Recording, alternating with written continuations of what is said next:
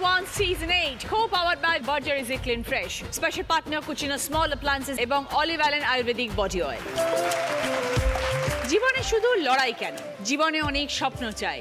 মেয়ে বলে আর চুপ না থেকে সামনে তোমরা এগিয়ে যাও। মেয়ে বলে আর মুখ না ঢেকে সাহস করে বুঝিয়ে দাও। মেয়ে আর অবলা নয়, মেয়েরা আর পায় না ভয়। তারাও আজ চেষ্টা দিয়ে সফল হচ্ছে, পাচ্ছে জয়।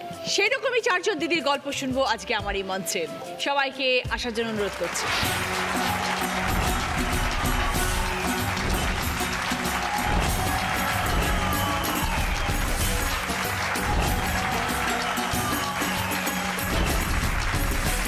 মুকুল মুখার্জি। নমস্কার দিদি, আমার নাম মুকুল মুখার্জি। আমার জীবনের অতীত, বর্তমান এবং ভবিষ্যৎ তিনটা প্রেক্ষাপটে আমার জীবনের উপলব্ধি এবং সেখান থেকে যে অভিজ্ঞতা পেয়েছি তাই দিয়ে বাকি সমাজের বাকি মেয়ে এবং শিশুদের কল্যাণের জন্য যা যা করা যায়, নিজের জীবনের উপলব্ধি এবং অভিজ্ঞতা থেকে কিভাবে সেটাকে তাদের ভবিষ্যতের আলোর দিশা দেখাতে পেরেছি, চেষ্টা করেছি, সেই গল্প তোমাকে আজকে শোনাবো। শুনবো তোমার গল্প। রুম্পা বক্সি। নমস্কার দিদি, আমি বাঙুর থেকে এসেছি। আমি নিম্ন মধ্যবিত্ত ফ্যামিলিতে বিলং করেও ফিটনেস ট্রেনিংটাকে এবং রাইফেল শুটিংটাকে নিজের জীবনে নিয়ে কি করে এগিয়ে যাচ্ছি সেই গল্পই আপনার সাথে শেয়ার করব। আচ্ছা, শুনবো তোমার সব গল্প। রুম্পা। চায়না কর্মকার। নমস্কার দিদি, আমি বাঁকুড়া ডিস্ট্রিক্ট থেকে এসেছি। আমি কি করে সাইকেলের চাকার লিক সারিয়ে সংসারের চাকা ঘুরেছি তারই কথা বলার জন্য এসেছি। আচ্ছা, শুনবো তোমার গল্প। রানু পাল। নমস্কার দিদি, আমি হুগলি ডিস্ট্রিক্ট থেকে এসেছি। আমি একজন সফল বিজনেস ওম্যান। আমি কিভাবে শূন্য থেকে ব্যবসা শুরু করেছি এবং সফল হয়েছি তার গল্পই আমি তোমার কাছে শোনাতে এসেছি। খুব ভালো, শুনবো। সবাইকে নিয়ে শুরু করছি আমাদের প্রথম রাউন্ডে খেলা দিদি নেতৃত্বে চাইতে। প্রথমে আমরা কথা বলবো মুকুলের সাথে, তোমার প্রচেষ্টার কথা শুনবো। দিদি, আমার খুব অল্প বয়সেই বিয়ে হয়েছিল, 19+। আমার বাবা একটু রাগী প্রকৃতির ছিলেন, পুলিশে চাকরি করতেন। তো আমি দেখতাম মাকে খুব বেশি করে ডমিনেটেড হয়ে থাকতে হতো। এবং আমাদের যে গ্রামে আমার বাড়ি, তো সেই গ্রামেরও অনেক মহিলাদের দেখতাম যে খুব বেশি করে তাদের কোনো মতামতের কোনো গুরুত্ব নেই, দাম নেই। সেটা একটা বড় কারণ ছিল যে তাদের অর্থনৈতিক স্বাবলম্বিতা এবং শিক্ষা, এই দুটো বিষয়েই অনেকটা পেছনে। তো আমার প্রথমেই নিজের মনে কোথাও গ্রথিত হতো যে এটা আমি বড় হয়ে আমি নিজের পায়ে আগে দাঁড়াবো, তারপর আমি সংসার জীবনের কথা ভাববো। তো আমার যখন 19+, আমার বাড়ির থেকে সম্বন্ধ আসে এবং পারিপার্শ্বিক চাপে আমার বাবা আমার সম্বন্ধ ঠিক করে দেন। তখন আমি আমার পাড়ার একটি ছেলের সাথে আমার সম্পর্ক ছিল এবং তাকে বলি যে তুমি যদি আমাকে পড়াও তাহলে আমি তোমাকে বিয়ে করব। কারণ আমি পড়তে চাই, ওটাই আমার শর্ত। কারণ আমি তখন কলেজে পড়তাম এবং আমাদের বাঁকুড়া জেলা খুব বড় খ্রিস্টান কলেজ। তো খ্রিস্টান কলেজে আমি টপার হয়েছিলাম আমার সাবজেক্টে। তো আমার হাজব্যান্ড এবং আমার শাশুড়িও কথা দেন যে আমি তোমাকে পড়াবো, তুমি আমাদের বাড়ি আসো। তো আমরা পালিয়ে গিয়ে বিয়ে করি। কিন্তু শ্বশুর বাড়িতেও একই চিত্র দেখি যা আমার বাড়িতে দেখেছিলাম। সামাও হয়তো সেখানে শ্বশুর মশাইও মেয়েরা খুব বেশি পড়াশুনো করবে, মেয়েরা বাইরে যাবে, চাকরি করবে, ভাবনাটা তার মধ্যে ছিল না। ফলে আমি 10/8 একটা রুমের মধ্যে প্রায় 10 বছরের আমার সংগ্রামের ইতিহাস। পড়াশোনা করতে পারলে না? না, আমি প্রায় 8 বছর পর মাস্টার ডিগ্রি করতে পারলাম। তোমাকে তোরা কথা দিয়ে নিয়ে গেছিল? হ্যাঁ, গিয়েছিল। কিন্তু তখন ওখানে গিয়ে যেটা বুঝলাম যে আমার শাশুড়ি মায়েরই কোনো স্বাধীনতা নেই সেখানে। কাজেই পড়তে গেলে আমার শ্বশুরমশাই যেটা বললেন, পড়তে তুমি পারো কিন্তু তোমার সংসারের সমস্ত কিছু সামলে এবং প্লাস ফিনান্সিয়াল দিকটা ছিল। হাজব্যান্ড সেইভাবে তখন কিছু করতেন না। এটার পর আমি 6-7 বছর পর মাস্টার ডিগ্রি করলাম এবং সেই 10 বছর ধরে আমি সেলফ হেল্প গ্রুপের মধ্যে দেখেছি তাদের কষ্ট যন্ত্রণা, সেলফ হেল্প গ্রুপ তৈরি করা। এবং তারাও দেখতাম হাজব্যান্ডের কাছে মার খাচ্ছে, রান্না করে তরকারিটা পুড়ে গেছে বলে তার জন্য বউ ছেড়ে দেবো, অন্য বিয়ে করেছে, এরকম ঘটনা গ্রামে প্রচুর। তো সেই ভাবনা নিয়ে আমার বড় হওয়া। তারপর আমি আমার হাজব্যান্ড দুজনেই চাকরি পাই। আমি সোশ্যাল ওয়েলফেয়ার ডিপার্টমেন্টে ডিস্ট্রিক্ট চাইল্ড প্রোটেকশন ইউনিটে চাকরি করি। সেখানে শিশুদের সেক্সুয়াল অ্যাবিউজ, চাইল্ড ম্যারেজ এবং প্রতিবন্ধীদের তাদের জীবনের দিশা দেখানোর লক্ষ্যে আমি নানা রকম সোশ্যাল ওয়েলফেয়ারের কাজ করছি এবং নিজের বাড়িটার সাথে সাথে সেই আলো, সেই আনন্দ যাতে নিজের আত্মবিশ্বাসের সাথে বাকি সমাজের সবার মধ্যে ছড়িয়ে দিতে পারি আমার পেশার পাশাপাশি, এই প্রচেষ্টা নিয়ে আমার এগিয়ে যাওয়া।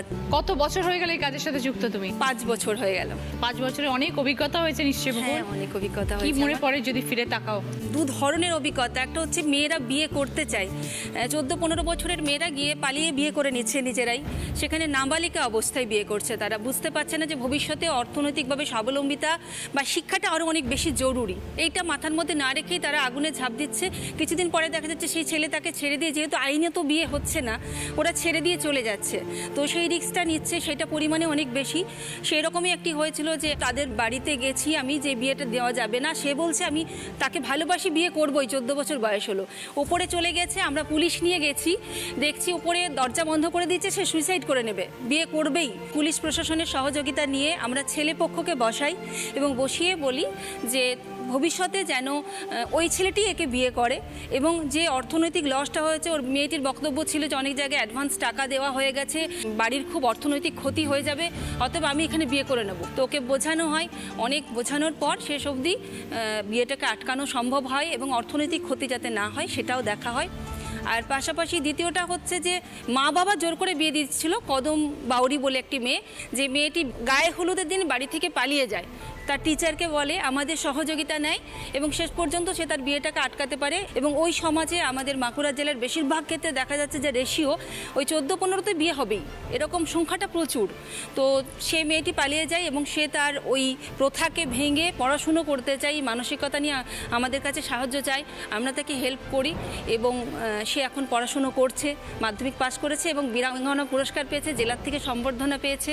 তুমি কোন এরিয়াতে কাজ করো? বাঁকুড়া জেলার সমস্ত গোটা ডিস্ট্রিক্টেরই দায়িত্বে এই আছি। 5 বছর ধরে যে কাজটার সঙ্গে যুক্ত আছো, এখন তোমার কি মনে হয় গ্রামের মধ্যে অনেক মানুষ বুঝতে পেরেছে?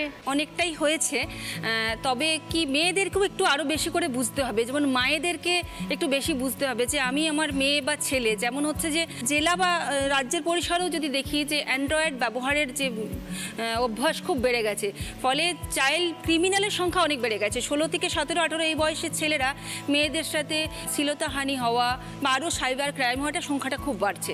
তো সেক্ষেত্রে মায়েদেরকে বুঝতে হবে যে সেই অনুশাসনে, সেই শিক্ষায় ছেলেদেরকে বড় করা, সেই পরিবেশ এবং সেই সান্নিধ্য ভালোবাসা দিয়ে বড় করা, যাতে তারা ভবিষ্যতে মেয়েদেরকে সম্মান করতে শেখে। সেটা শুরুর থেকে যদি শিক্ষাটা দিতে পারে, মায়েরা পারে কিছুটা, তাহলে কিন্তু ছেলেরাও এই জায়গাটার থেকে বিরত হতে পারবে। মুকুল, খুব ভালো লাগলো, তুমি দারুণ কাজের সাথে যুক্ত আছো। সব থেকে বড় কথা, মানুষের পাশে দাঁড়ানো, মানুষকে সমাজের আলো দেখানো খুব দরকার।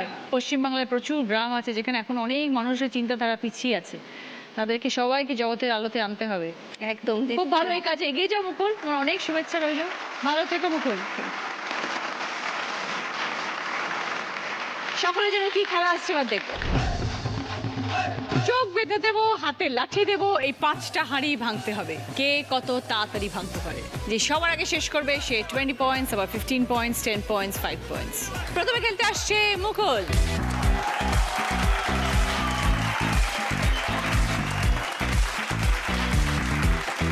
স্টার্ট, গো। ডান দিকে যাও, তোমার ডান দিকে যাও। এবার সাইডে সাইডে ঘোরো, সামনে ঘোরো, সাইডে ঘোরো, ঘোরো ঘোরো, ডান দিকে ঘুরে যাও, ডান দিকে ঘোরো ঘোরো ঘোরো, এসো, এগিয়ে এসো, এগিয়ে এসো, এগিয়ে এসো, বাস মারো মারো, সাইডে সাইডে, আরেকটু পাশে, আরেকটু পাশে, ডান দিকে, হ্যাঁ হ্যাঁ, মারো মারো মারো, ইয়েস, বাস আবার ওদিকে যাও, বাঁ দিকে ঘুরে যাও, ঘুরে যাও, ঘুরে যাও, চলে যাও, চলে যাও, যাও যাও যাও যাও।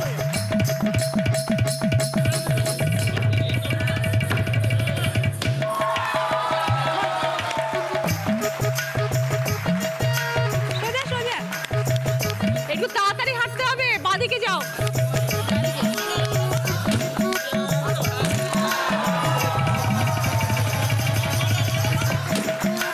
আরেকটু এগিয়ে, আরেকটা আছে, আরেকটা আছে, এদিকে, এদিকে, আরেকটা। এদিকে, তোমার ডান দিকে, ডান দিকে, সোজা সোজা সোজা, আরে বাপ, ডান দিকে, ডান দিকে, ডান দিকে, ডান দিকে। মুকুল খেলাটা শেষ করেছে 1 মিনিট 55 সেকেন্ডে। রূপা ফিটনেস ট্রেনার, তার সঙ্গে রাইফেল শুটার, একদম। কিভাবে শুরু হলো সবকিছু? ভীষণ নিম্ন মধ্যবিত্ত ফ্যামিলিতে আমি বিলং করতাম। মা দাদু ভীষণ আমায় সাপোর্ট করতো, খুব চুপচাপ ছিলাম, খুব শান্ত স্বভাবের ছিলাম। প্রথম থেকে আমার ফুড হ্যাবিট একদম ভেজ, পিওর ভেজ, ভেজিটেরিয়ান আমি। তো দাদু আর মা ওরা দুজন মিলে আমাকে বুঝিয়েছিল যে আমাদের সমাজে মেয়েদের সাথে যেগুলো হয় আমাকে একটু একটু ওগুলো থেকে বেরোতে হবে, আমাকে একটু টাফ হতে হবে। যাই হোক, ক্লাস 4-এ ওঠার আগে দাদু মারা গেছিলো। মায়ের সাপোর্ট সিস্টেম ছিল দাদু, মা ভীষণ ভেঙে পড়েছিল এবং আমি তো ভীষণ ভয় পেয়ে গেছিলাম। কিন্তু সবার অমতে গিয়ে আমি ক্লাসিক্যাল ডান্স ভীষণ ভালো করতাম। আমার মা আমার সেই ট্রেনিংটাকে কমপ্লিট করিয়েছিল। তারপরে আমি এনসিসিতে পার্টিসিপেট করি। ওখানে জয়েন করার পরে ওখানে যে স্যারেরা আছে, আমাদের ফোর্ট উইলিয়াম এবং নিউ আলিপুরে আমাদের ট্রেনিং হতো। সেই ফেয়ারটা, বাস ফেয়ার, ট্রেন ফেয়ার, আমরা শিয়ালদা থেকে ট্রেনে করে যেতাম।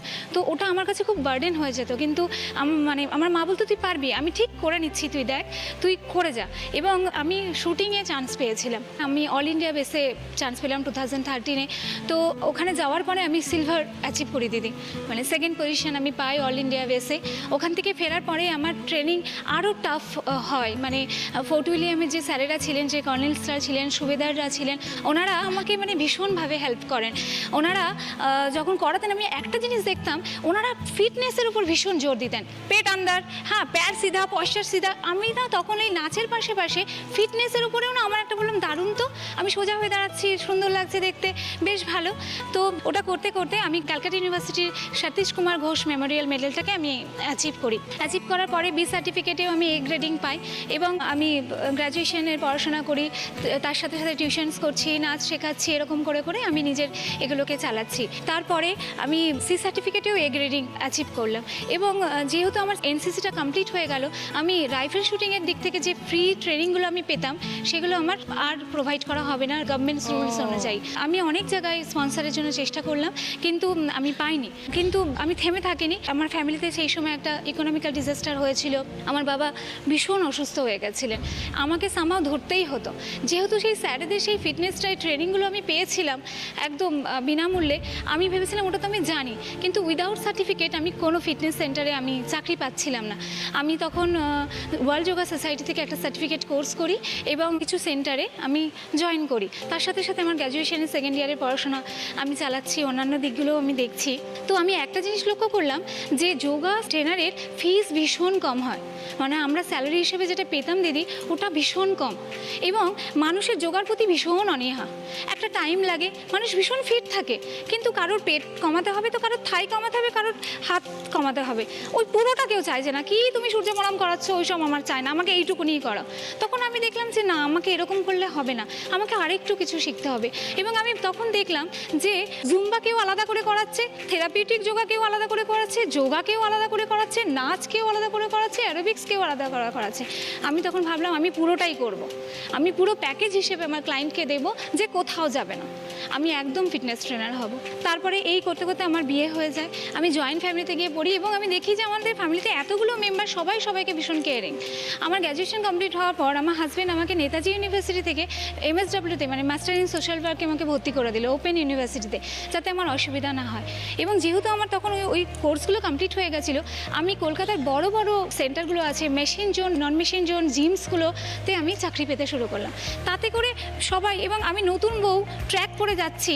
আমি শাশুড়িমাকে বললাম আমাকে তো এরকমভাবে যেতে হবে। উনি বললেন ঠিক আছে তুমি যাও, কোনো অসুবিধা নেই। এর মধ্যে আমি প্রেগনেন্ট হলাম এবং সবাই ভাবলো কি এত কাজ করেছে, এবার নিশ্চয়ই এ বসবে।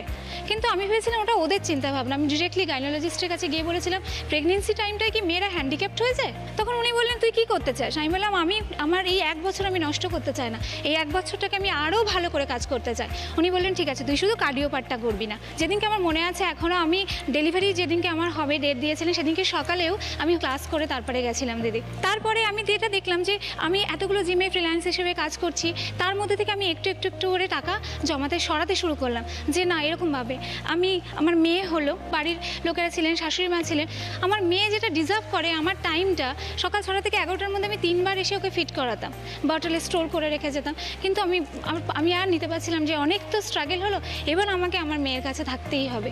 আমি ছোট্ট একটা জায়গা নিয়ে আমি শুরু করলাম আমার ক্লাস, কিন্তু আমি জিমের চাকরিটাও ছাড়িনি, কেন কি আমার একটা সাইড ইনকাম খুব দরকার ছিল। কি শেখাও বা কি শেখাতে শুরু করো? আমি প্রথমে যোগা যোগা ট্রেনার ছিলাম দিদি, তারপরে আমি ফিটনেস ট্রেনারের মধ্যে ক্যাটাগরি আছে, যেরকম অ্যারোবিক্স আছে, অ্যারোবিক্স আপনার স্পোর্টস অ্যারোবিক্স হয় এবং ডান্স অ্যারোবিক্স হয়, এবং জুম্বা বলেও একটা জিনিস আছে। তো এগুলো সব তোমার ফিটনেস ট্রেনিং এর ইয়েতে হয়? হ্যাঁ দিদি, আমার সেন্টারে হয় এবং ভীষণ মানে খুব কম ফিসের মধ্যে আমি একটা সুস্থ মানুষ। সবটা কি তুমি একা শেখাও না তুমি আলাদা আলাদা জিনিসের জন্য আলাদা আলাদা টিচার রেখেছো? একটা ক্লাসের মধ্যে আমি শেখাই 3-4টে ক্যাটাগরি থাকে, সেরকমভাবে টাইম স্লটিং করে আমি ওটাকে শিখিয়ে দিই। তোমার সবকিছুর ব্যাপারেই তোমার ট্রেনিং আছে, নলেজ আছে, জুম্বা বলো, একদম, অ্যারোবিক্স একদম, বলো, একদম, সবকিছুই। একদম। আর কি কি হয় জুম্বা অ্যারোবিক্স ছাড়া? থেরাপিউটিক হয়। একটা মানুষের এজ আর হাইট অনুযায়ী তার শরীরে যেখানে মানে বিএমআই বের করলে তো একটা পার্টিকুলার একটা কোয়েশ্চেন আসা উচিত, তাই না? বডি এজ একটা হয়, হেলথের অ্যাকচুয়াল এজ একটা হয়, সেটা আমরা ক্যালকুলেট করে আমি বলে দিই। থেরাপিউটিক হচ্ছে অনেকেই আসে, ম্যাক্সিমাম ক্ষেত্রে আমি যেটা দেখছি মেয়েদের পিসিওডির প্রবলেম ভীষণ হয়ে গেছে, আর একটা 30 পেরোচ্ছে না, আর হাঁটুতে ব্যথা, শ্বাসের প্রবলেম, এইগুলোর থেকে আরেকটা যেটা হচ্ছে সেটা হচ্ছে স্কিন হেয়ারেরও অনেক প্রবলেম। আরেকটা জিনিস, যখন মা হয়ে যাওয়ার পর যখন সব রেসপন্সিবিলিটিসগুলো আমরা একসাথে করছি, তখন কি হচ্ছে এনার্জি ভীষণ কমে যাচ্ছে, মানুষ খুব খিটখিটে এবং ডিপ্রেসড হয়ে যাচ্ছে। আমি মেডিটেশন এবং প্রাণায়াম পার্টটাকে খুব জোর দিই। এইরকমভাবে আমি আমার চাকরিগুলোকে ছাড়লাম, 2টো সেন্টার এখন রান করছি দিদি, তোমার নিজস্ব। আর তৃতীয় জিম মানে সেন্টার স্টুডিও আমি করার পথে। আর আমার যেটা এখন মেন সেটা হচ্ছে আমি আপনাদেরকে এবারে সেলেবসদেরকে ট্রেন করতে চাই। খুব ভালো, all the best Rumpa, thank you, ভালো থেকো।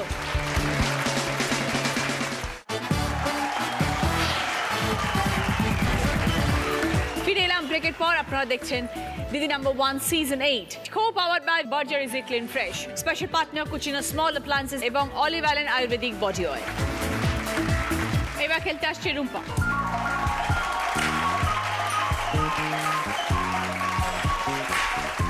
স্টার্ট। কোন দিকে যাবো বলো বলো? মারো।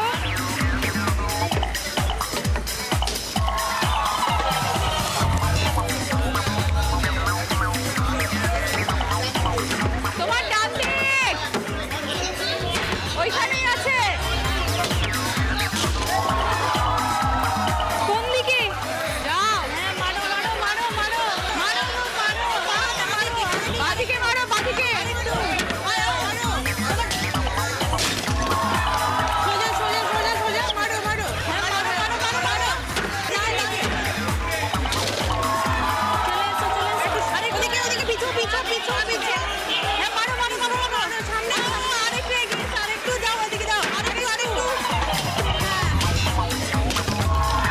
এবার চোখটা খোলো।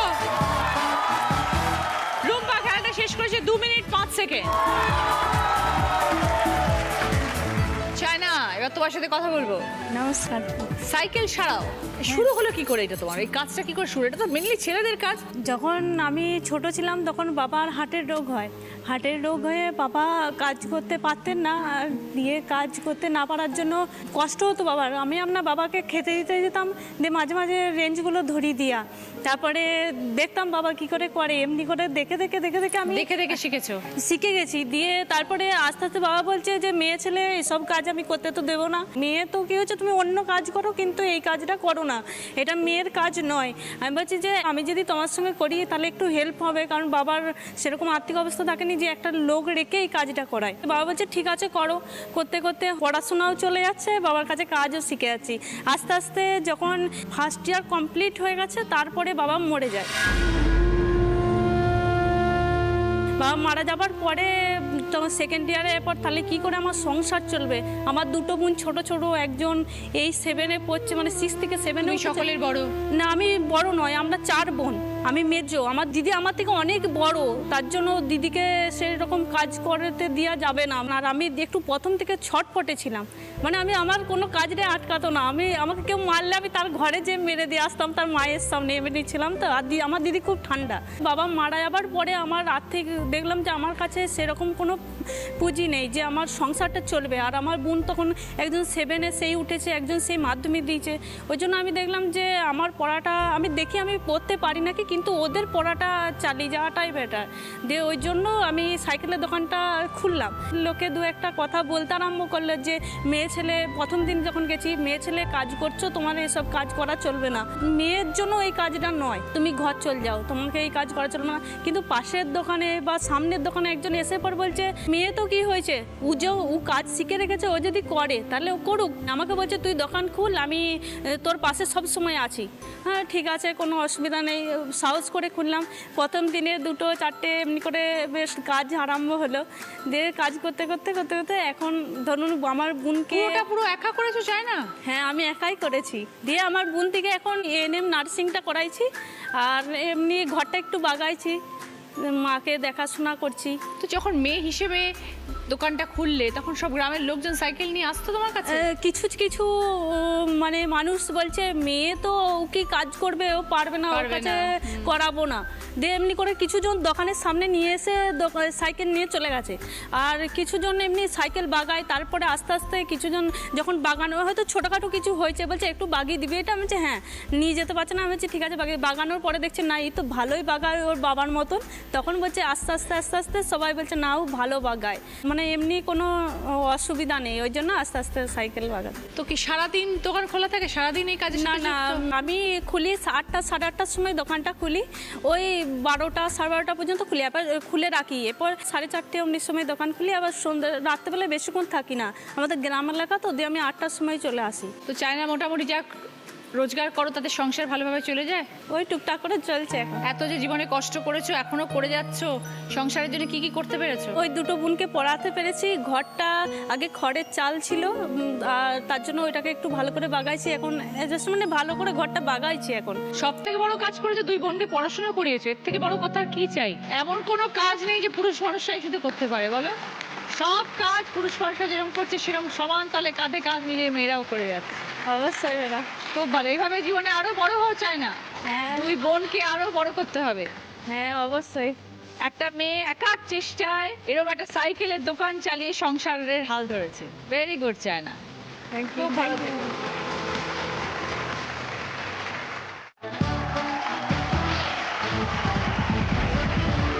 ফিরে এলাম ব্রেকের পর। আপনারা দেখছেন Didi number 1 season 8, co-powered by Berger Easy Clean Fresh, special partner Cucina Small Appliances এবং Olive Island Ayurvedic Body Oil।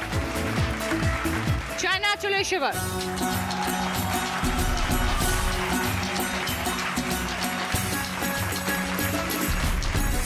যাও, সোজা হাঁটো। ডান দিকে ডান দিকে। চাইনা মারো, বাস মারো।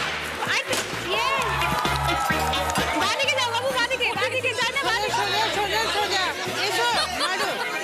আরেকটু ডান দিকে ডান দিকে। হ্যাঁ ডান দিকে ডান দিকে ডান দিকে ডান।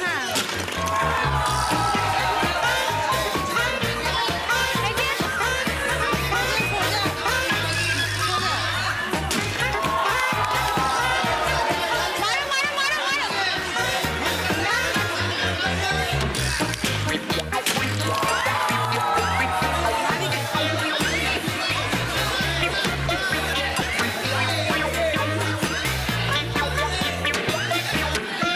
সোজা সোজা।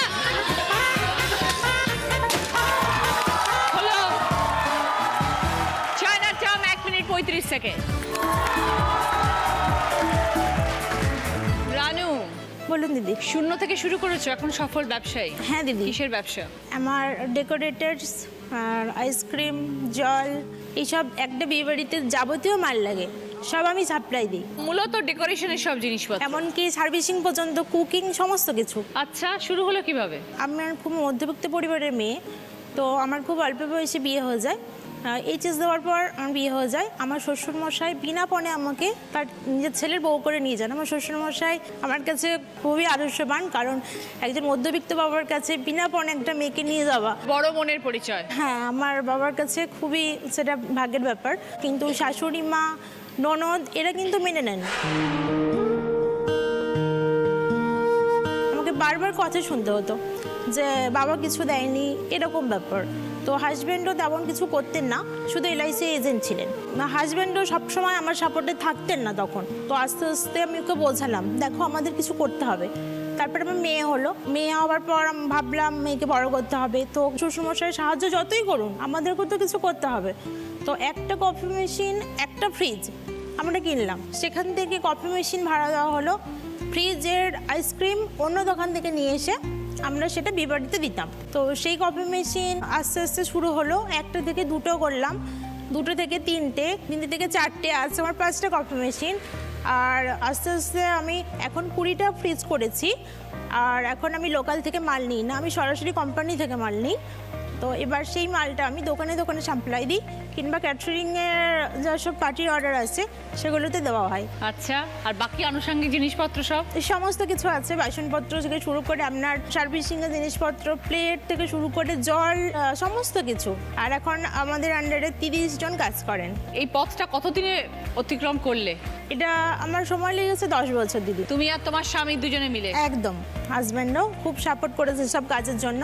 এত জিনিসগুলো রাখার তো একটা জায়গা আছে? হ্যাঁ, অবশ্যই গোডাউন আছে, আমার 2টা বাড়ি আছে, একটা নিজে থাকি আর একটা অন্য গোডাউন, জিনিসপত্র থাকে? জিনিসপত্র থাকার জন্য।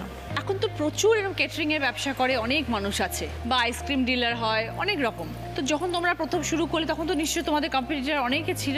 10 বছর আগে তো তখন কম্পিটিটর কম ছিল, এখন কম্পিটিটর হয়েছে, কিন্তু তা সত্ত্বেও আমরা সবটাই পাইকারি রেটে মালটা দিই। আমার কফি মিক্সটা আগে যেখানে মাসে 10 কিলো বিক্রি হতো, 20 কিলো বিক্রি হতো, এখন সেখানে মাঠে আমি 100 কিলো কফি মশলা বিক্রি করি। আর সেই সব জায়গা থেকে আজকে আমি অনেক কিছু করেছি দিদি।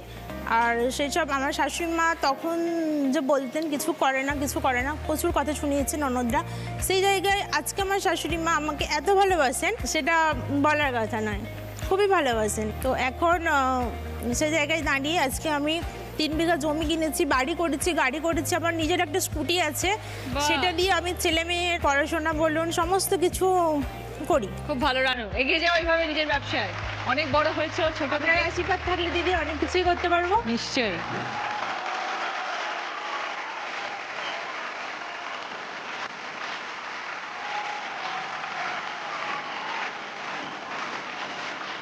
চলো স্টার্ট।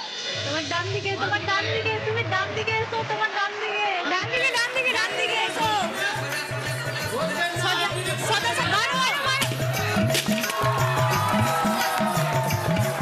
সোজা এসো, সোজা, সোজা। হ্যাঁ, তোমার ডান হাতে।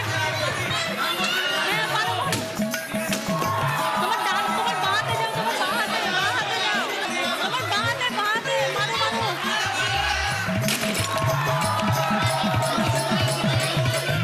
ডান দিকে।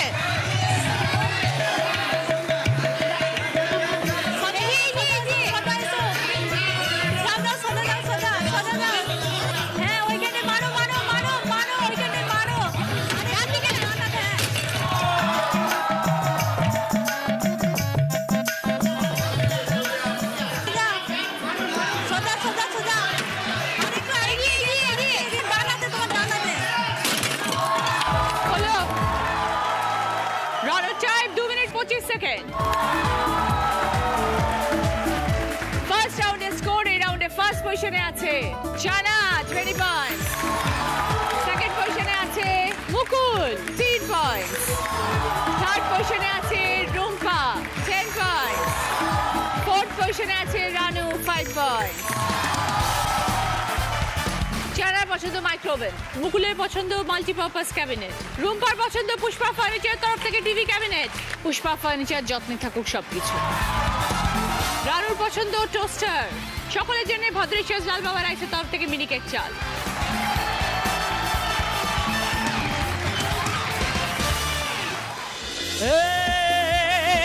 তারাম দিরিম তারাম দির তীর তীর তাম টিরিরি রাম টিরিরি রাম।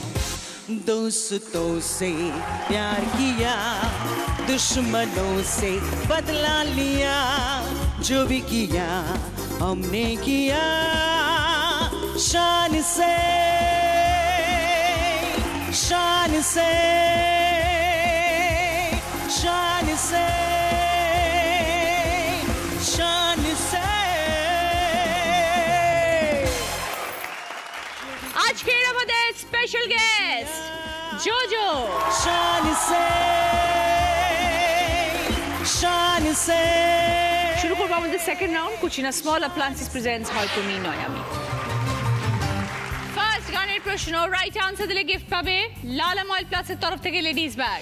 অনেকগুলো অক্ষর টিভি স্ক্রিনে ঘোরাঘুরি করবে, একটি অক্ষরে সে আটকে যাবে, সঙ্গে সঙ্গে বাজার প্রেস করবে আর সেই অক্ষরটি দিয়ে গান শুরু করবে।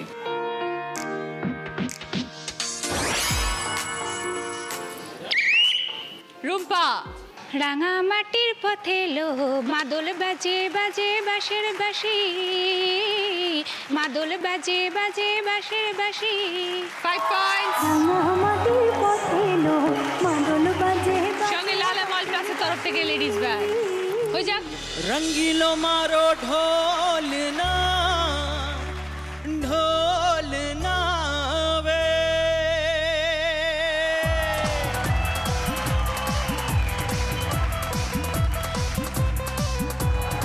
आरा रा आयो रे मारो ढोलना ए आरा रा आयो रे मारो ढोलना आयो रे मारो ढोलना रंगीलो मारो रंगीलो मारो रंगीलो मारो ढोलना ढोलना वे आरा रा आयो रे मारो ढोलना आयो रे मारो ढोलना आरा रा आयो रे मारो ढोलना आयो रे मारो ढोलना।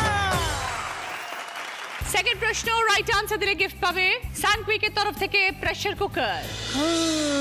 এই মায়া বিতিথি এই মধুর গীতি আর কি পাবো কোনোদিন বলো না গো একটি রাতের অতিথি। হায় মায়া বিতিথি এই মধুর গীতি আর কি পাবো কোনোদিন বলো না গো একটি রাতের অতিথি। হায় মায়াবী তিথি। গান অনুযায়ী তিথি কেমন? এই মধুর গীতি আর কি পাবো কোনোদিন বলো না গো বলো রানু। মায়াবী তিথি। 5 পয়েন্টস। মায়াবী তিথি। সঙ্গে সানকুইকের তরফ থেকে pressure cooker.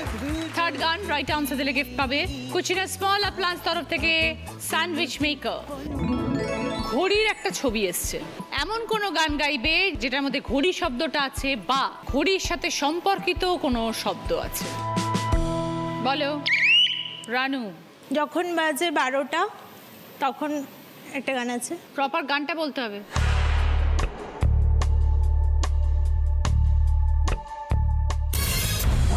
Time up Ranu, -5।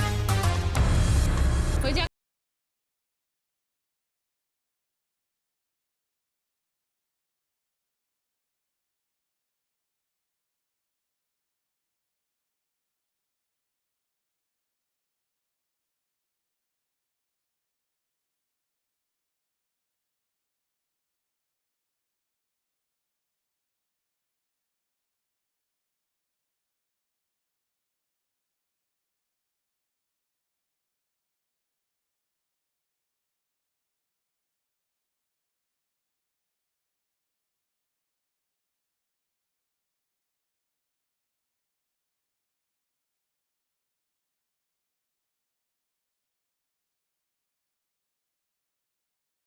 আসো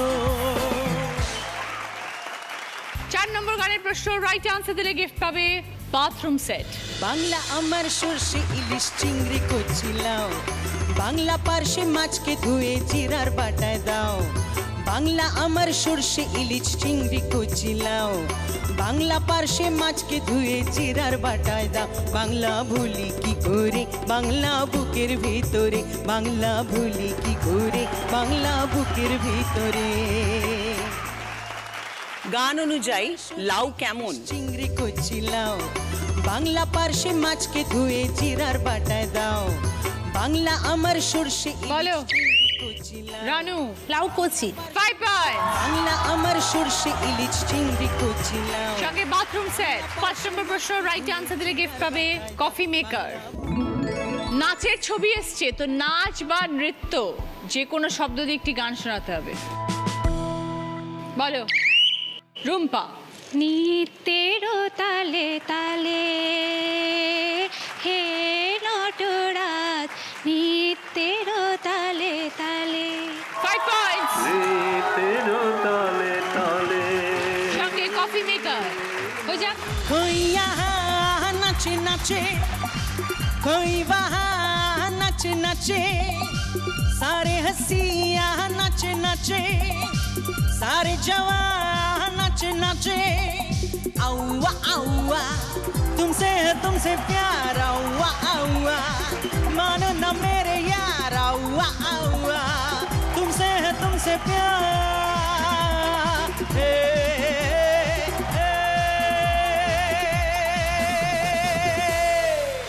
শুরু করবো আমাদের থার্ড রাউন্ড, কার দৌড় কত দূর। Headphone round. তোমাদের কানে হেডফোনে গান বাজবে, আমি যে শব্দগুলো তোমাদের পড়ে শোনাবো সেগুলোকে গেস করতে হবে। সময় 1 মিনিট, প্রত্যেকটা শব্দ সঠিক গেস করার জন্য 2 পয়েন্টস করে পাবে। প্রথমে মুকুল খেলবে।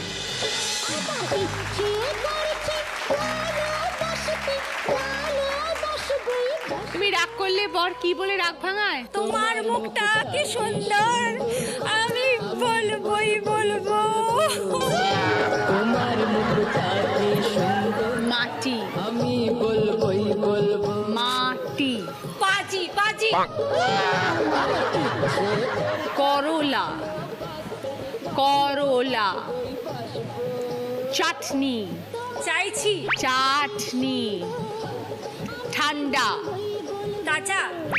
ঠান্ডা। টাকা। বোয়াল। পোয়াল। বোয়াল। বোয়াল। মাটি। মাটি। করলা।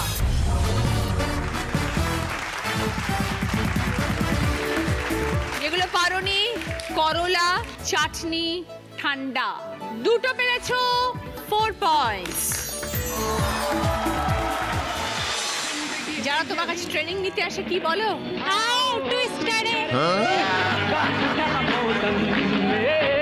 তেতো। তেঁতুল। তেতো। তেতো।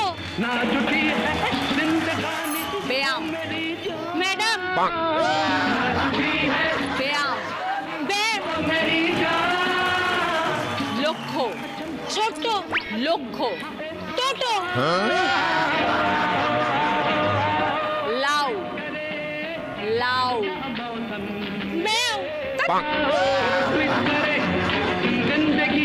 লাউ। লাউ। মিহিদানা। বেদানা। মিহিদানা। বেদানা। মিহিদানা। মিহিদানা। লক্ষ্য। লক্ষ্য। লক্ষ্য। 4টে পেরেছো, 8 পয়েন্টস।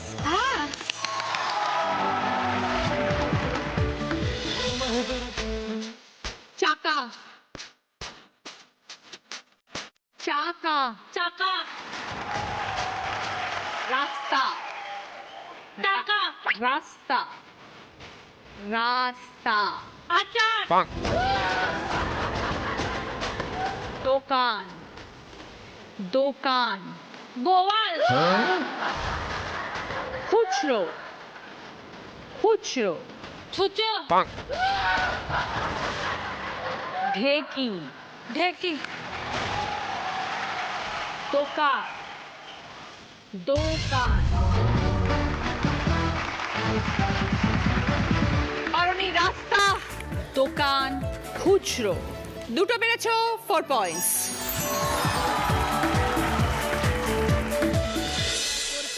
সারাদিন কি বলো? মা দেখা দে না টাকা দে।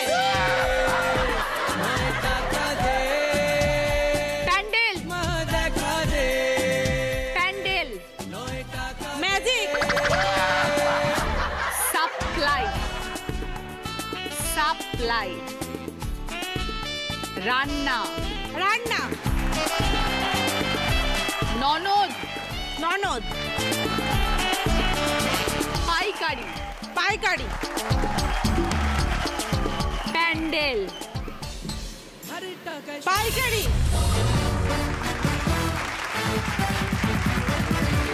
যে দুটো পারোনি, প্যান্ডেল আর সাপ্লাই, তিনটে পেরেছো 6 পয়েন্টস। এই রাউন্ডে ফার্স্ট পজিশনে আছে রূপা 8 পয়েন্টস। এসো রূপা। রূপার জন্য ভদ্রেশ্বর লাল বাবা রাইসের তরফ থেকে গ্রসারি আইটেম। সেকেন্ড পজিশনে আছে রানু 6 পয়েন্টস।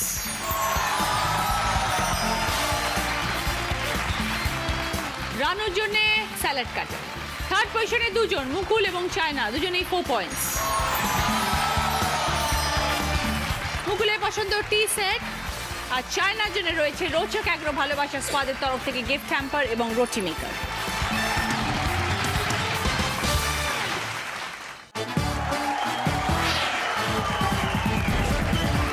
ফিরে এলাম ব্রেকের পর, শুরু করবো আমাদের শেষ রাউন্ড, বুদ্ধিতে বাজিমাত। যিনি আজকে দিদি নাম্বার 1 হবেন তিনি পেয়ে যাবেন ওরিয়েন্ট জুয়েলার্সের তরফ থেকে সোনার হার, মুখরোচক চানাচুরের তরফ থেকে gift hamper, olive oil ayurvedic body অয়েলের তরফ থেকে গিফট হ্যাম্পার। প্রথম প্রশ্ন সঠিক উত্তর দিলে গিফট পাবে সিটি গার্লের তরফ থেকে আকর্ষণীয় গোল্ড প্লেটের জুয়েলারি সেট। কাঁথা, তসর, মটর, পরপর থেকে একটা করে অক্ষর নিয়ে একটা নতুন শব্দ বানাও।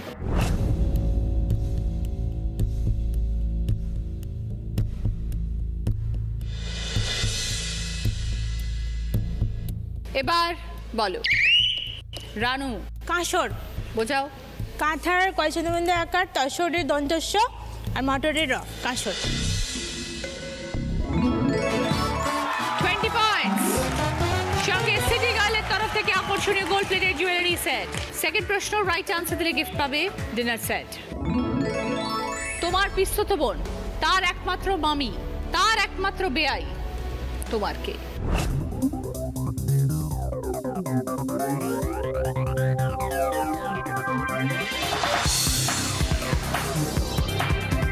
এবার বলো। চায়না। আমার শ্বশুর। 20 পয়েন্টস। সঙ্গে ডিনার সেট। 3 নম্বর প্রশ্ন রাইট আনসার দিলে গিফট পাবে জি বাংলা প্রাপ্তির তরফ থেকে শাড়ি। দুটি পাতা একটি কুড়ি, সবুজে সবুজ বাগান, ক্লান্তি মিটিয়ে প্রাণ জুড়িয়ে, কাপে কাপে পান।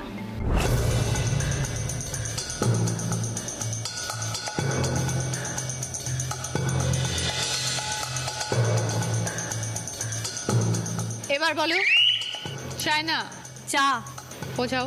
দুটি পাতা একটি করে সবুজে সবুজে বাগান মানে চা বাগান, আর ক্লান্ত মিটিয়ে প্রাণ জড়িয়ে কাপে কাপে চা মানে আমরা চা পান করি।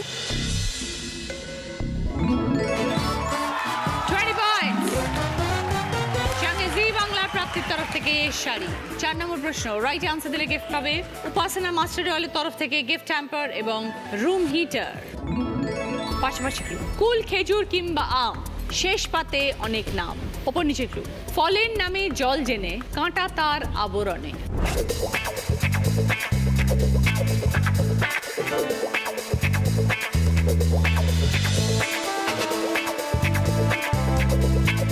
এবার বলো। চায়না।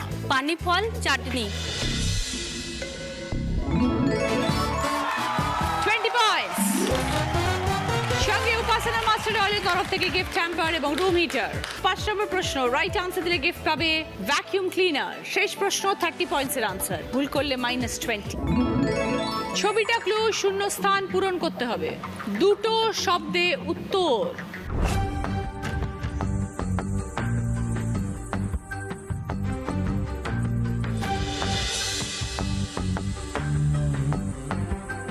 এবার বলো।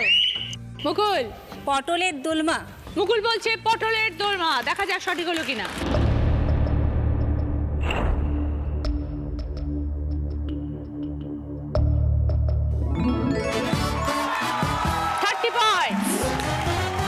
সঙ্গে ভ্যাকিউম ক্লিনার। পুরো পর্ব জুড়ে দুর্দান্ত খেলেছে চায়না। আজকে দিদি নাম্বার 1 চায়না কর্মকার, 84 পয়েন্টস।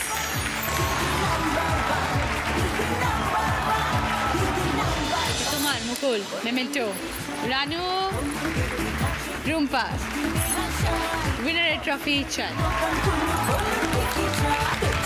দিদি নাম্বার ওয়ানের ব্যাচ, দিদি নাম্বার ওয়ানের স্যাশে, ওরিয়েন্ট জুয়েলার্সের তরফ থেকে সোনার হার,